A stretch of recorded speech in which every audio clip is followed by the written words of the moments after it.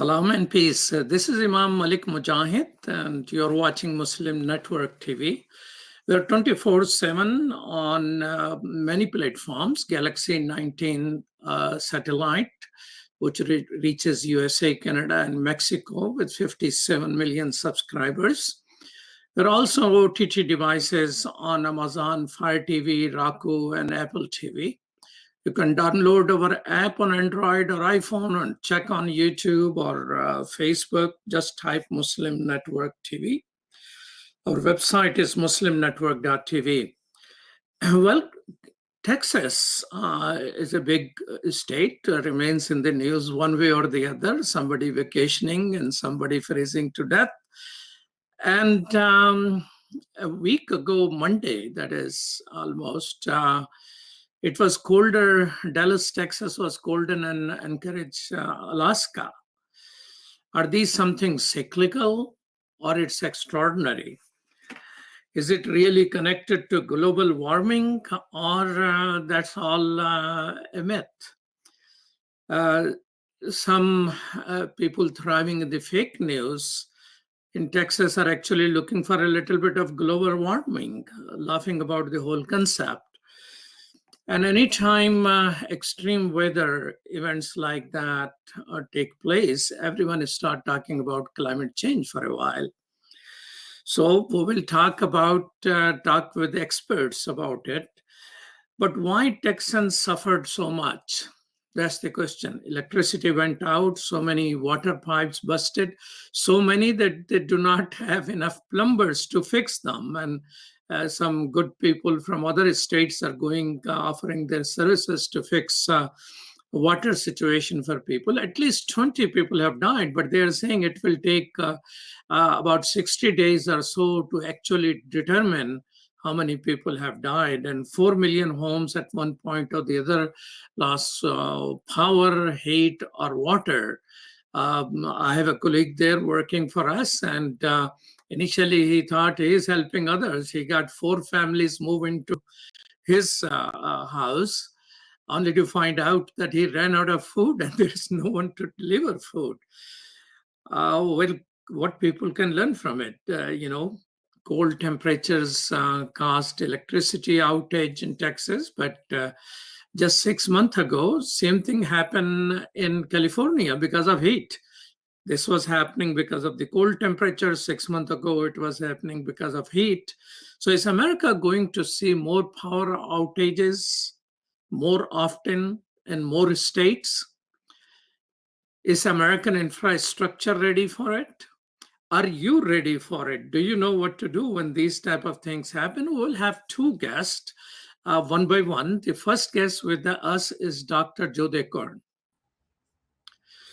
Welcome to Muslim Network TV, Dr. Cohen. Oh, it's a pleasure to be here. Thank you. Dr. Jodeh Cohen is an MIT climatologist and a director of seasonal forecasting at Atmospheric and Environmental Research, whose services are used by our government. So, did the climate change scientists knew what is going to happen to Texas? I would say yes and no. I think the short-term forecasts were very good. I mean, this was a very extreme event. The models are better at predicting kind of normal weather than extreme weather, but there was at least a week in advance notice that Texas was going to see extreme cold and even extreme snowfall. I mean, I think longer term, I myself am focused on the time scale beyond 2 weeks. We call that subseasonal to seasonal. I think on these longer time scales, the models didn't do such a good job. And I'm not in the policy or public works domain. I am told for preparation they would like advance warning of at least 2 weeks or longer. I don't know that the Texas kind of got that kind of warning, but you yourself were able to say that Texas might get it in a big way. Well, I thought the U.S. I said, to be clear, even in I write a weather blog every week. Even as soon as January 25th, I was highlighting mid-February. I said, this is a period we need to watch. There's an elevated risk of severe winter weather for the U.S. and I said Europe as well. I didn't give specifically say Texas. And then even a few days later, I said, really it looks to be an exceptional period of risk for severe winter weather in the U.S. in mid-February, when the models were still at that point, I think, predicting quite a mild February, actually. So I think I gave advanced. There were long-term models which were predicting something different, but the short-term observation told you that it is. What was that observation which caused you to issue a blog about almost 15 to 20 days before? So I wrote a paper 3 years ago, first author, a few of us, where we showed that there's a very strong relationship, a strong and linear, right, a relationship between Arctic temperatures and severe winter weather in the eastern United States. When the Arctic is cold, we show that there's a decreased risk of severe winter weather, and this includes both cold and snow. And then when the Arctic gets warmer, that risk of severe winter weather increases. And and when the Arctic is warmest, that's when there's a real spike in the probability or likelihood of severe winter weather. And we were getting one of those signals. I saw that signal, a spike in Arctic temperatures for mid-February, and that's why I thought there was really, this was a time period to really highlight and focus on. So, and you're showing this video. So we all know that the globe is getting warmer, but the globe is not, and this is what's key, the globe is not getting warmer uniformly, right? That warming is not uniform. It's focused or concentrated in the Arctic. The Arctic is warming 2 to 3 times faster than the rest of the globe. And I think most people are aware that this is leading to rapid sea ice melt in the Arctic Ocean. So typically, the cold air, and here you're showing this video, the cold is represented by these blue bubbles or dots, and the warmer air is by the red dots. So normally, in the typical situation, we have the cold air over the Arctic and warm air at the mid latitudes. Also in the Arctic, we have something what we refer to the polar vortex, and that was shown earlier by that spinning blue arrow.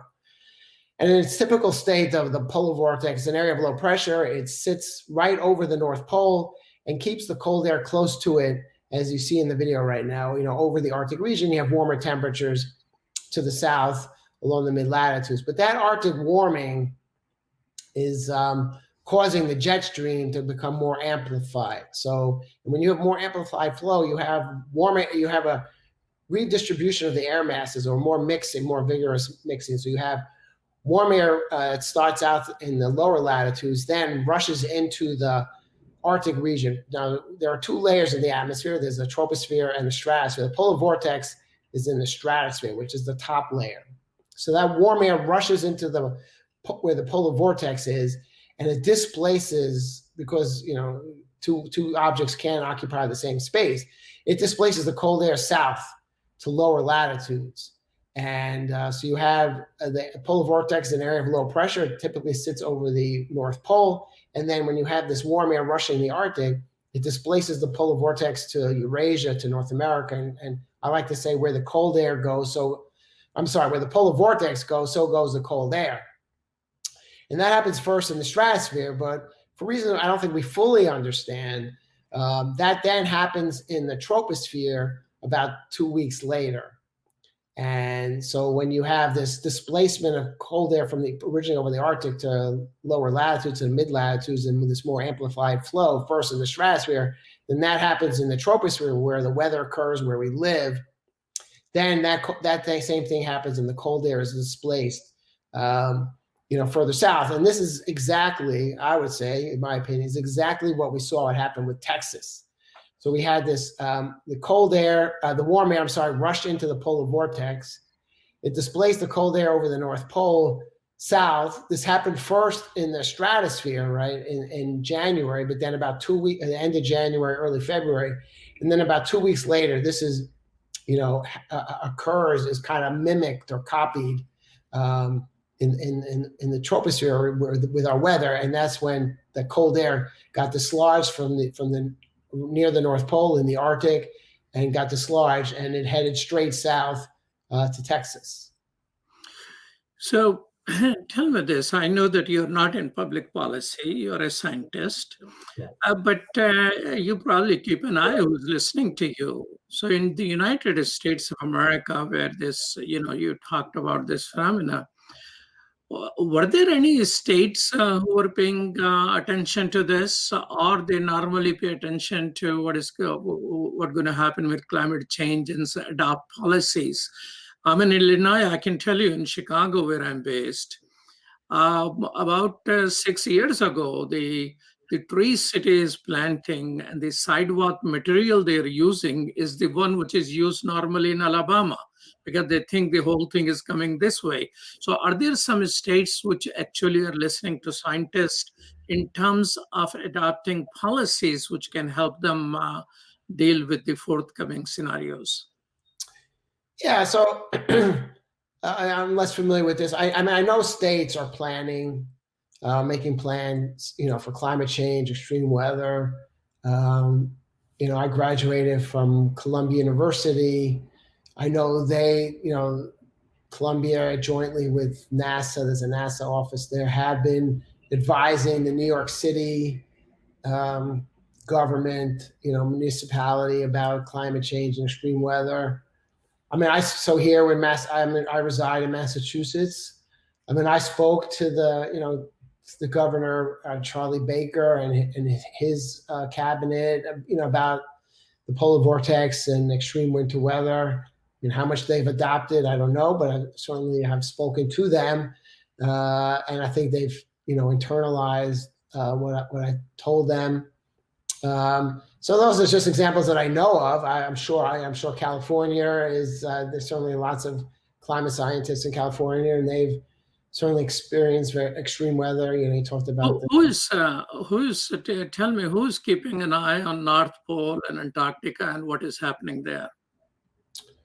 Well, I mean, there are scientists. There was actually a big expedition recently to the Arctic called Mosaic. I think it was mostly a European, venture. I think they're the ones that funded it. It was mostly European scientists. But people, can Google search it, and they was just this past year. So I mean, they gather a lot of information from the Arctic, and I'm sure there'll be many studies coming out from that research. But yeah, I mean, there are polar scientists, and Antarctica has been behaving differently from the Arctic, and the warming has been focused in the Arctic. It has not been focused in Antarctica so much. So why is that? Will that continue? So I mean, they're interesting. Can make compare and contrast or between the two. But I mean, there are lots of scientists. I mean, most of my funding comes from the National Science Foundation. They fund lots of polar research, so both Arctic and Antarctic. Maybe people have seen. They manage some stations there in the South Pole and also in Greenland. But there are plenty of U.S. and international scientists studying. NOAA has this Arctic report card that discusses changes in the Arctic, and they use that to advise the U.S. government on Arctic changes and maybe the influence on our weather because of the Arctic changes. So I mean, there's certainly lots of ongoing.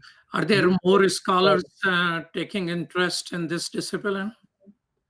I think, so I wrote a review paper on how maybe changes in the Arctic are influencing our weather. I mean, very relevant to what happened with Texas, where I'm saying that, and you were showing the video, and I try to argue that, and this is a controversial topic, so let me, preface with what I say next. But I wrote a review paper about these ideas, how changes in the Arctic, this rapid warming, can lead to these increased episodes of severe winter weather, like we saw last week Chicago also had very severe winter weather.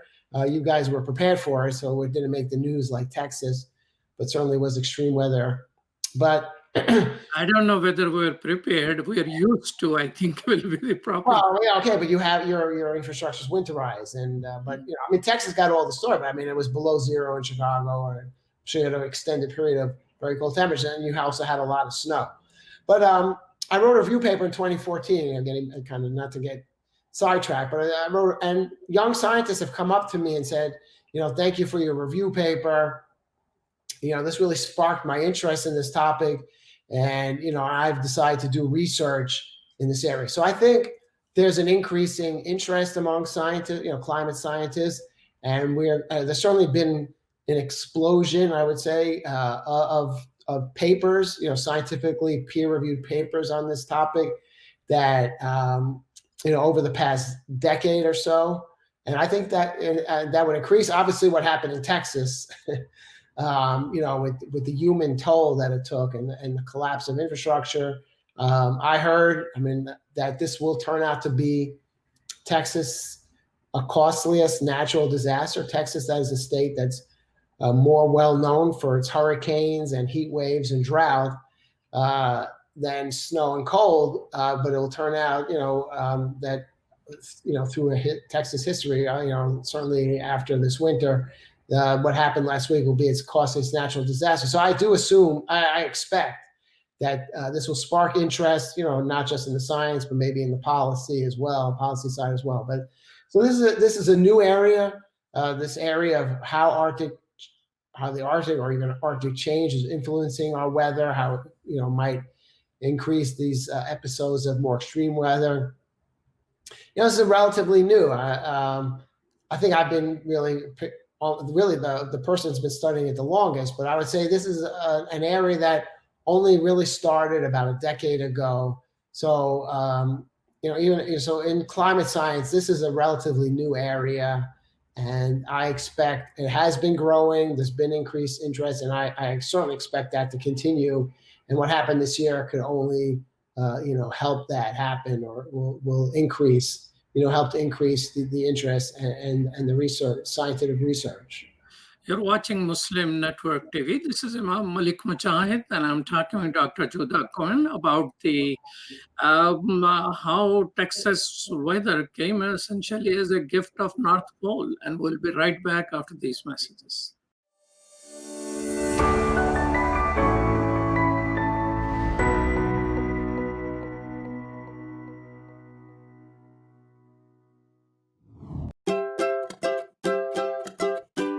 Assalamu alaikum. My name is Adam. You remember me? I appeared in so many episodes that Sound Vision has put on the market. No matter what. Hey, what's happening? Hey, oh, sorry. Lockdown is what it is. Well, continuing here. In this lockdown, Sound Vision never stops thinking about you, the viewer. We'll have to get back into production again, online and inline. Everybody in their own space, even me. Although I'm stuck with Lanisa. Salam! Salam! Salam!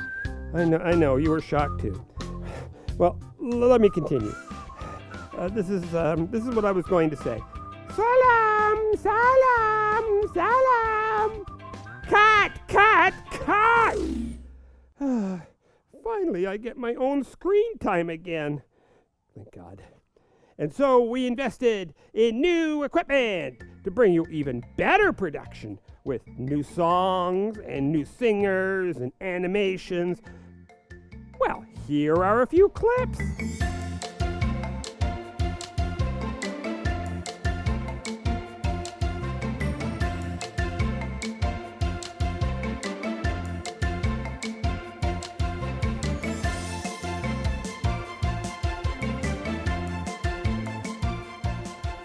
And Sound Vision has brought all this into your home, making Islamic values and teachings easy. And if you know me, Adam, a multi-talented actor. Well, sometimes I'm an actor and the reporter and the... Oh, that's enough. Let's move on to the next section. Well, you can watch these new episodes on our new app at www.adamsworldapp.com. We have previews happening every day on Muslim Network TV. Sound Vision has been serving generations, moving and changing with the times. We are all faithfully connected. That is a huge blessing. Your donation helps keep these programs available now and into the future.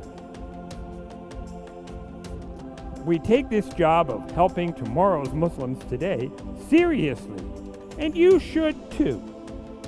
Today, we need your help. Children absorb and learn from everything they encounter. Make that wholesome, positive, grounded in our faith. Together, we can accomplish our goal of raising better Muslims, better neighbors, and better citizens. Please donate generously. It's an investment in our future. But to finish, let me tell you, there are new scripts of my new mission. And it is something that I enjoy talking about. My new mission is space. Houston, we do not have a problem. Salam, see you soon. Me too.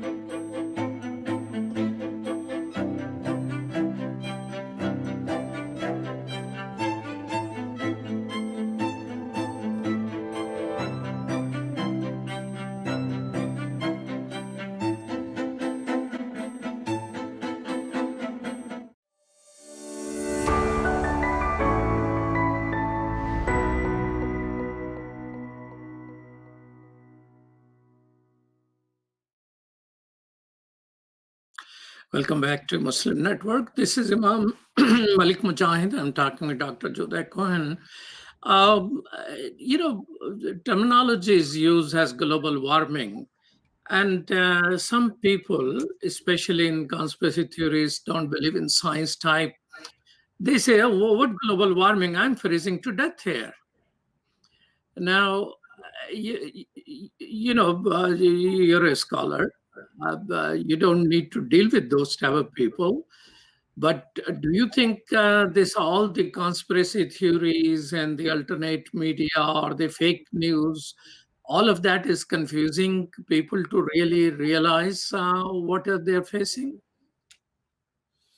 Yeah, I mean, I think there's an unfortunate amount of confusion, maybe misinformation. I stay focused on the science.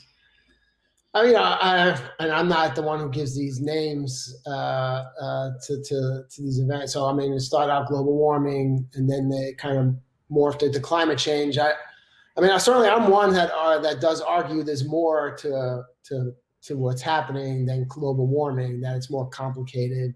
So I do like the term. I prefer the term climate change because. Because first of all, when people thought to change the name, or maybe to use more often, climate change. I mean, with the warming, I mean, we are expecting this, all the science, the models, the scientists expect, and the models predict there will be an increase in extreme weather. So we don't want to just say it's going to get warmer. Maybe if you're in Minnesota or in Chicago, you say, well, my winters are cold enough. You know, a little warming is good. But what we're trying to say that it's not, you know, climate change is not just about some warming temperatures. You know, there's extreme events. So the ones that there's a consensus on, there'll be more extreme heat, you know, more heat waves, more extreme flooding, more extreme drought. Now, where I myself might disagree with many of my colleagues, I also think that climate change can contribute, you know, it's a complicated picture, but can contribute to even more extreme winter weather. And I say there's a connection between climate change and the extreme weather that Texas experienced last week. Global warming on North Pole contributes to harsh winters. I mean, that seems to be not a very complex logic there. Right. Well, so most of the community will tell, you know, climate community, I'm not the scientists, will argue that there is no connection between a warming Arctic and more a severe winter cold outbreak or a severe snowfall. They'll tell you Arctic warming only contributes to milder winters and less snowfall. And I've been trying to argue that there is a connection. And, you know, you showed my video before. Because we do know, everybody agrees that, you know, try to describe the polar vortex. And you can think of the polar vortex as a fast spinning top. That's the normal state. And when a top is spinning rapidly, it tends to be, quiet rotation, and it tends to be sitting one place. And that's similar with the polar vortex. When it's spinning, you know, there's air that spins around the polar vortex. It's an area of low pressure, and winds blow around all low pressure, you know, counterclockwise in the northern hemisphere. So you have this, you know, fast ribbon of air, fast, you know, rapidly circulating around the polar vortex, and it tends to keep all the cold air near the Arctic. You know, it keeps it close to the vest. You know, it's a very fast rotation with the polar vortex, and the cold air is kept over the Arctic, and it's milder to the south. However, when you get just like a top, when it bangs into something, you bang on the top, it starts to wobble, it starts to meander, and similar with the polar vortex, when it gets banged on, and I try to argue that banging comes from a warmer Arctic, it meanders and it goes towards Asia, Europe, or North America. And so that's what happened last week, right? A simplification of it, but the polar vortex, I like to say, where the polar vortex goes, so goes the cold air. And when the polar vortex starts, just like the top, starts to wobble, starts to meander, it slows down and goes to, let's say, the United States, it took with it the cold air, you know, that's typically over the Arctic, then goes towards, North America, in this case, deep into the United States, and, brought with it the cold For air. public communication purposes, you think the term climate change or extreme climate change may be a better terminology than is sticking to global warming term? Yeah, so again, I mean, I'm not one who decides what terms. I mean, I do think there's more to global warming than just warming temperatures. That we should expect an increase in extreme weather. So again, I'm not the one who decides these terms, but I do like. Who decides the terms? If you Well, I don't know. Yeah, whether it's the scientific community or policymakers, I don't. Okay. I don't know, but I do think there's more to climate change than just warming temperatures. So I do like climate change, and I do think even in my, again, my arguments are that climate change encapsulates even, and is consistent with what we saw in Texas. Now, other scientists will disagree with me, so this is an area of debate. Well, thank you so much. Thank you so much, Dr. Judah Cohen, for being with us at Muslim Network TV. Dr. Cohen is an MIT climatologist and a the director of seasonal forecasting at Atmospheric and Environmental Research. And he's arguing that global warming is connected with the severe weather and it could be freezing like Texas. Thank you so much. We'll be right back after these messages to talk a little more about Texas, why it grid failed, why water pipes are busting, and more with another scholar. Thank you so much, Dr. Cohen.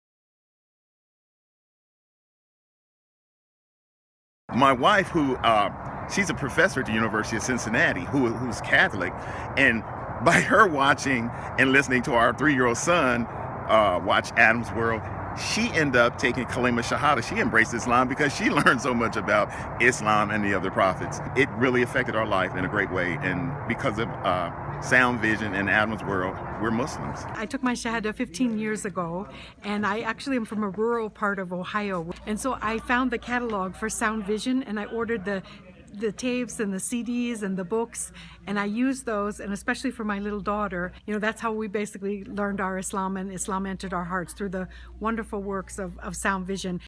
Okay, assalamu alaikum, brother. I just want you to know that I love the Sound Vision website, that a lot of times when I'm looking for information, especially as it relates to homelessness, domestic violence, and women issues, I go to that website, and then I see what you've written, and then I copy and paste it, and spread the word, because the wisdom is there, so I can't do any better than what Sound Vision has already done.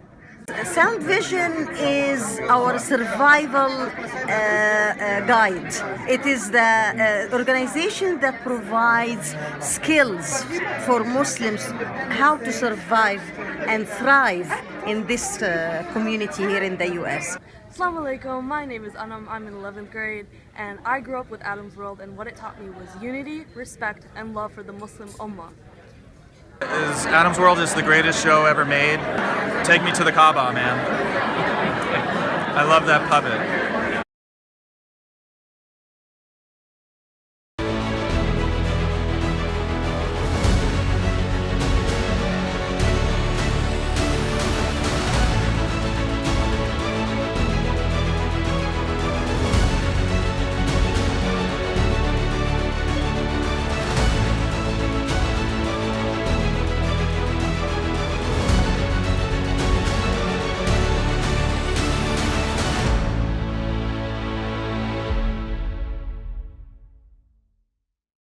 Welcome back to Muslim Network TV, and we're talking about what happened in Texas, what type of disaster it was. The Texas grid actually collapsed because the nuclear power and the gas power and everything went offline. Why the power went offline? Because, everything like fossil fuel failed, especially the natural gas. They couldn't produce it and cannot provide to Texas. So electricity was not being produced and everything collapsed. Texas, the Lone Star State, was frozen to death. Why they could not see it when it was already predicted? To discuss that with us is a former state representative of a neighboring state, New Mexico, Abbas Akhil. Assalamu alaikum. Wa alaikum salam, Imam Majid. Abbas Akhil is from Albuquerque, New Mexico, and from 2018 to 2020, he served as a state representative. During his term, he passed legislation to modernize New Mexico's electric grid. Well, I was checking temperature in Albuquerque. It is the same degree as in Chicago right now. So you seems to be facing some of the cold weather as well. Yes, Imam Malik, we are facing cold weather, but the situation in New Mexico is we always have sunshine. We do have cold weather, freezing temperatures, but because of the way our state is situated. So this is very interesting because Texas, the narrative that is going around right now is that Texas wind turbines failed. And that's true to a certain extent. I'm an engineer. I worked on these issues for, almost 40 years. I worked in the utility companies, and I'm very familiar with the turbines, wind turbines that Texas uses. So yes, part of the blame is definitely that the turbines did freeze. But mostly what you have to remember is Texas has got a fairly mixed fuel mix. They make a lot of electricity from natural gas. They make electricity from nuclear, and of course, electricity from wind. In case, just talking numbers, there's something like over 10,000 wind turbines in Texas. So what I want to do is I want to use this graphic that you see on the screen just to explain what goes on. It would be good if it could be enlarged a little bit so people can actually see it. Okay. There you go. Is that better? Yeah, it's better. All right. So this, actually, I took this snapshot very early in the morning. And what it shows is this is the supply and demand curve for the Texas grid, of the Texas electric system. So the upper curve that you see is the supply. That is how much electricity is being generated right now. And the lower curve shows what the Texas operators expect will happen today, is how much people will use the electricity. So this is a normal day when there's enough supply and the demand is low. So let's go to the next graphic, and that is actually very key to show what happens. So if you expand that, if you can, otherwise we can use it as it is. So this is a very interesting graphic because this captures exactly what was happening in Texas when the blackouts started. So if you look to the left of that curve, the green line is, of course, the demand, which is what electricity the people are using. And the upper red line, the orange line, is the supply situation of electricity in Texas. So as you can see, prior to the blackouts being more prevalent, the demand and the supply came very close to each other, which means the problems had already started. So early in the morning on February 16, the Texas situation in terms of electricity supply and demand, we were already heading into problems. But then as you move to the right, where 12 o'clock in the afternoon, you see the demand shooting up and the supply completely falling off. So demands were shooting up because it is freezing. People want heaters to be running and everything. Exactly. Right? They were using heaters, they were using other appliances. So although situation has improved, as it says, even today, demand is far higher than the supply. Today, no. Today, the supply is actually pretty good because if you go to the previous graphic, you will see that the supply is pretty It normal. also says today's outlook, so I thought this is about today. Okay. No. It says today's outlook. I'm so sorry.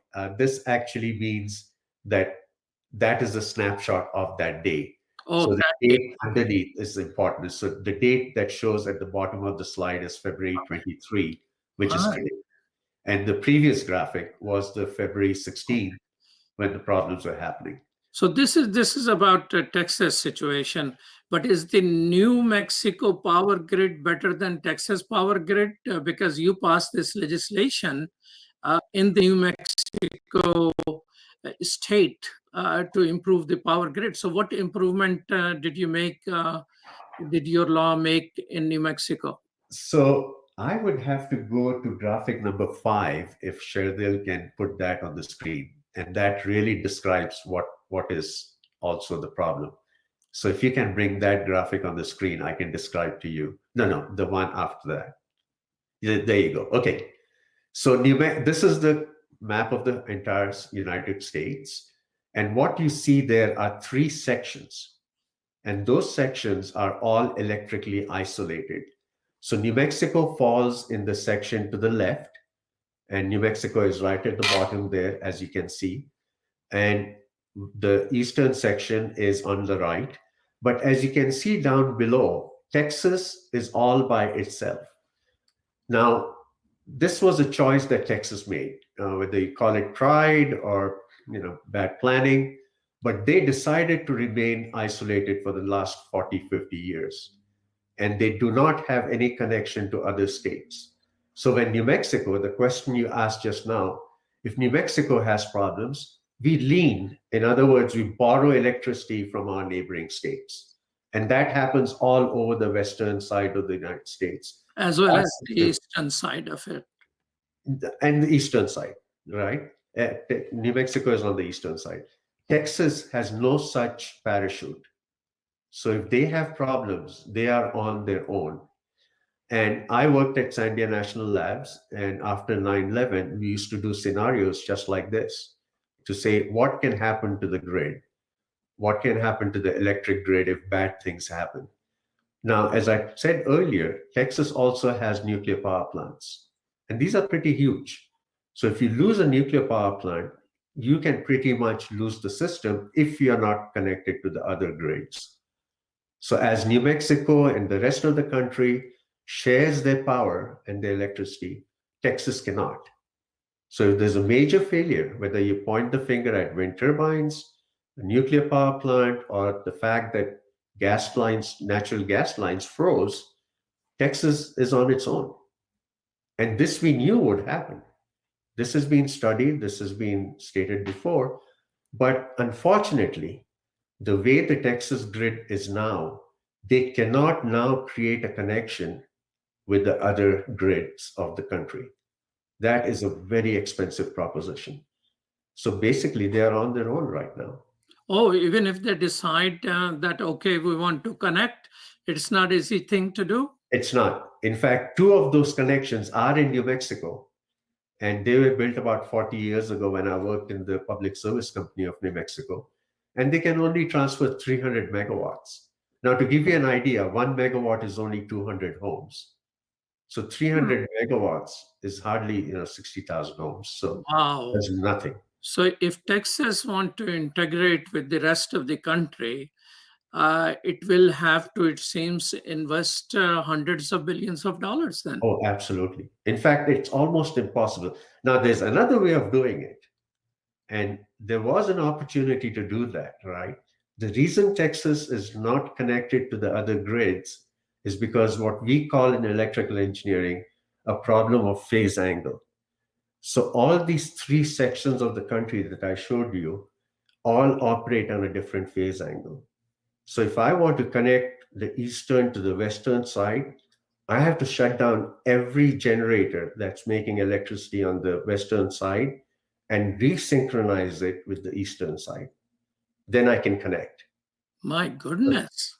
That's It's just not possible. So even if they invest enough in power lines and building towers and all that, everybody need to shut down essentially before it could be connected. So on February 16, when they were going through a blackout, maybe they should have completely shut the system down and resynchronized either to the east or the west. But even that is a technical problem. Okay, so there is no immediate solution. So it means they will have to build redundancy within Texas. That may be easier. Yeah, and really what they need to do, and this is definitely something that needs to be pointed out in all fairness. Now, when a failure like this happens, there will be studies. This will be analyzed in great detail for literally months to come. It is almost like flying a jet plane.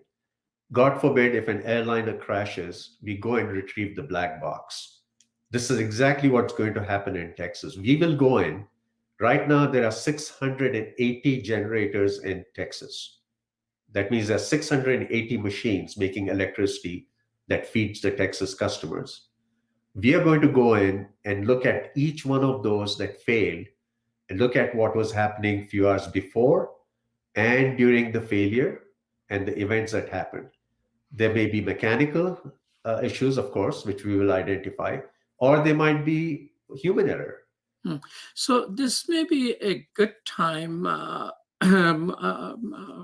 Basakil Saab, for us to understand where the electricity is produced and what is the grid system. Everybody is talking a grid, and of course, I think just the pole and the lines over there. But what is that grid system, and how you mentioned about 600 parties who produce electricity there? Yes. And then before it reaches our home. So how does all of that happen? So all that happens is, so Texas is a deregulated grid. And I'm using some technical terms here. Basically, it's like the New York Stock Exchange. You're buying and selling stock. So each of the 680 machines that are making electricity in Texas, by the hour, they're bidding into a market, which is what ERCOT stands for. You keep hearing this word ERCOT. So what is ERCOT? ERCOT is like the New York Stock Exchange of the electric grid in Texas. ERCOT stands for the Electric Reliability Council of Texas. Their job is to pick the lowest cost generator and make it connected to the system, let it supply the electricity. When the capacity increases, they go to the next higher cost, then the next higher cost. So that is how the cost for the day are fixed. And they dispatch these machines based on the cost. Oh, so you mean the next lower cost. So they buy the cheapest, then the cheaper, then the cheaper, and the cheaper. No, actually it goes the opposite way, because the cheaper goes in first, then the next higher price. Okay, Then so as the demand increases, you pick more and more expensive machines. Yes. Yeah. So it's the opposite. Okay. So where the failure came? So the way failure came, there are two really interesting reasons here.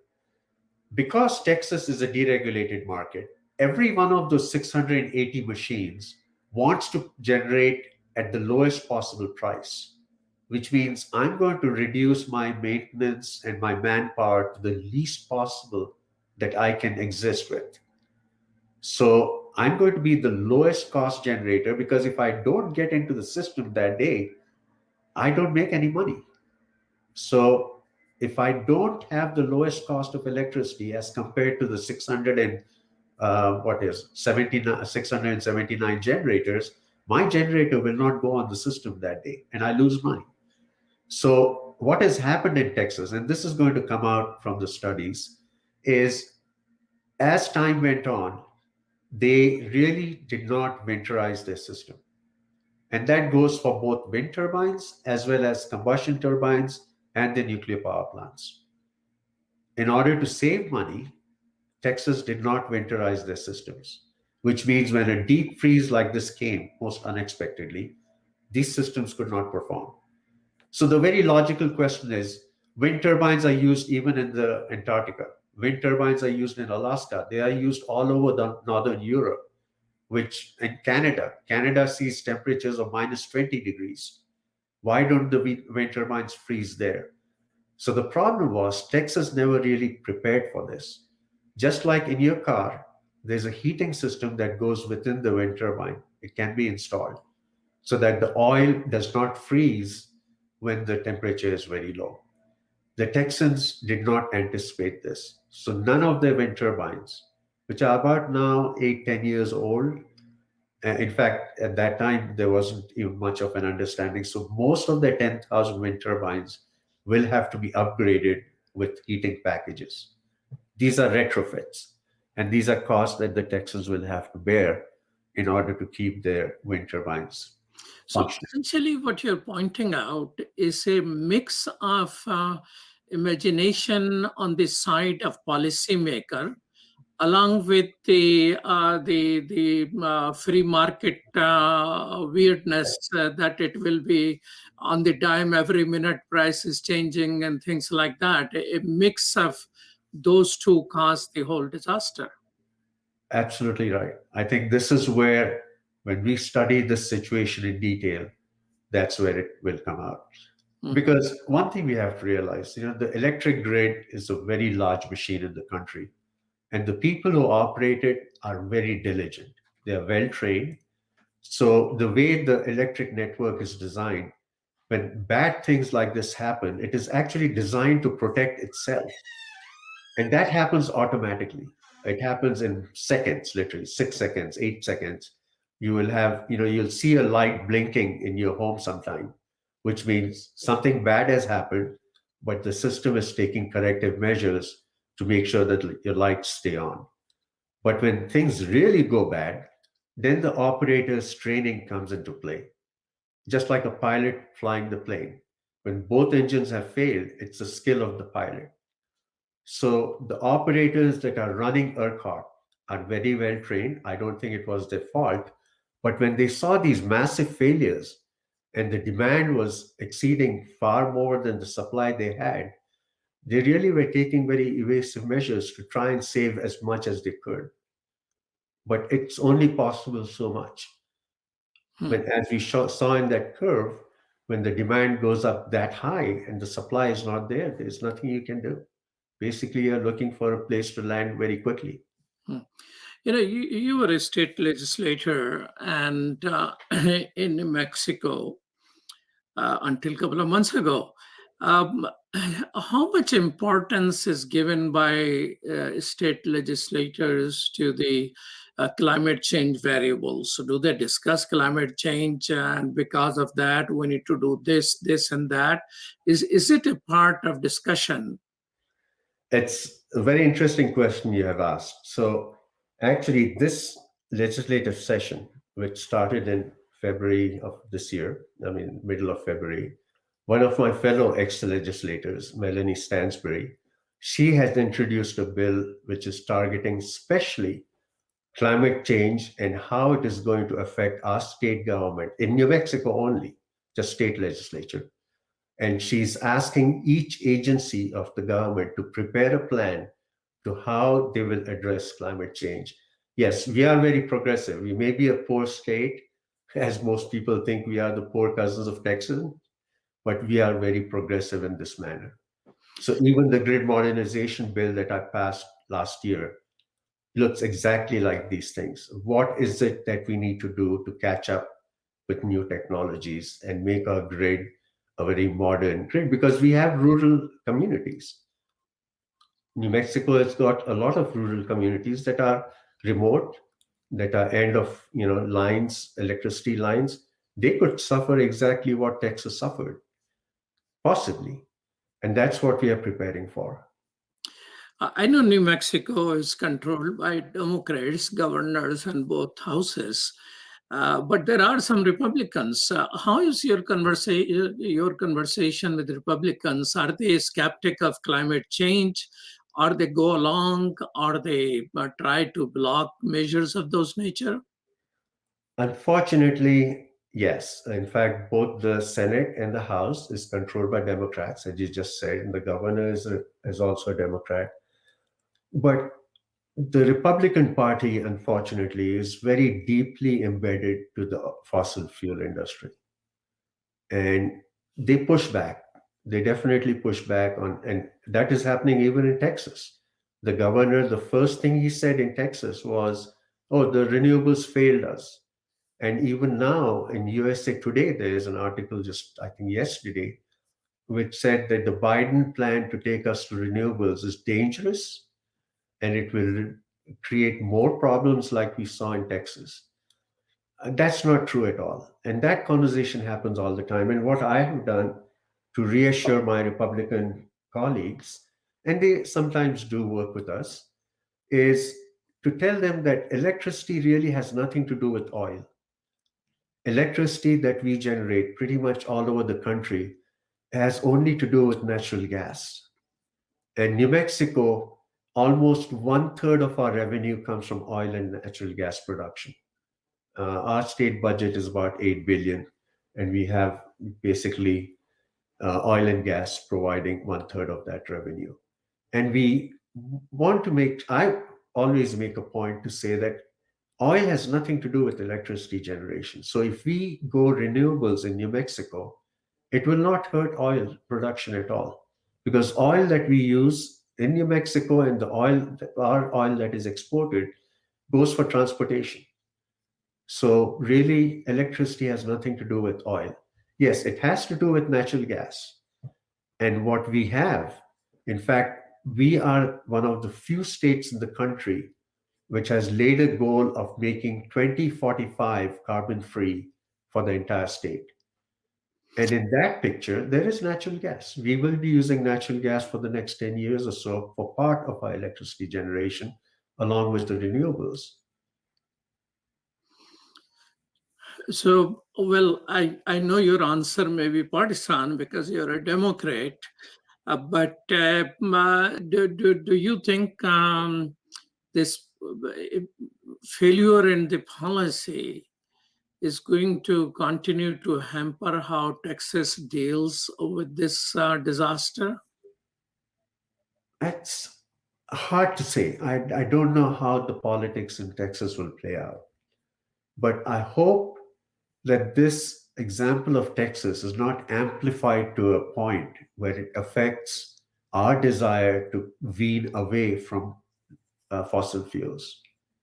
I'm sure it won't happen in New Mexico. I think we will stay on a path to develop our renewable technologies as much as we can, because we've got the potential of producing 4 times more than the energy we use in the state from renewables. And we will do that. We are headed in that direction. It's the right direction. But I'm a little hesitant, because if you hear the questions that were asked from ex-Congresswoman Deb Haaland this morning in the Senate Energy Committee, where she's going through her confirmation hearings, those questions are very pointed. They are trying to drive home the point, they being the Republican senators, are trying to drive home the point that, look, our renewable energy plans as laid out by President Biden are going to be dangerous for the country. And this is partisan thinking. You know, if I wish I could show you pictures of how coal is mined and burned and the effect that it has had on New Mexico, on our water, on our air, on our land. We've produced electricity from coal for the last 70 years. And the devastation that it causes to the environment is extreme. I mean, you could see from the power plant in New Mexico, the smoke that comes out of the stack, you could see it from the International Space Station. And that is just one power plant in New Mexico. So if you look across the country, all the coal that is being burned, it's time to move on. This technology is 150 years old. I mean, New Mexico is connected with the grid of outside the state, and if you have energy problem, you can import energy seamlessly from other places. But then, what was the need to that law which you passed? You led the effort to upgrade the grid system. What was the upgrade which was involved in there? So this is actually a very interesting question you asked, because the grid, as we know it, or what we call the grid, the electric network, is really pretty, I mean, it works well. I should absolutely say it works very well. It's the largest machine we have built, and yet it is controlled precisely to give you the exact voltage and frequency that you need to run your refrigerator, your air conditioning, your lights, and even this laptop. So it's an amazing machine, and it's doing a really good job. But each state decides how that machine runs in their state. And some states are progressive, like California. In fact, right now, if you were in California, you could go on an app on your iPhone and see exactly how much energy you have consumed in your home 2 hours ago. And that is a good example of a grid that is relatively modern. In fact, I would say quite modern, because then what is happening is the people who are running the grid, just like in Texas, the operators that I talked about, can see exactly what is happening all the way to your home. And when problems arise, they can take preventive actions to either make sure that you have supply to your home or to disconnect your home so that that problem doesn't propagate. In New Mexico, we are not that far ahead as California is. So right now, the way our system operator operates our system is they can only see as far as the substation, the electric substation you have in your neighborhood. They cannot see my home. So if there's an outage in my neighborhood, they don't know there's an outage until I and my neighbors start calling the electric company to say, look, I've lost my power. Then the operator says, oh yeah, that substation is where the problem is. But the substation protects itself. But where I'm going with this is, when you have that kind of control where each customer can see what it is doing and what their home is consuming, then it gives you greater choice. You can decide how you use your electricity, whether you should run the washer in the morning or at night, whether you want to turn your air conditioning down a little bit. It works both ways. It saves you money and it saves the grid operator cost because they don't have to run the machines as much and spend that fuel. Okay, so that's the upgrade.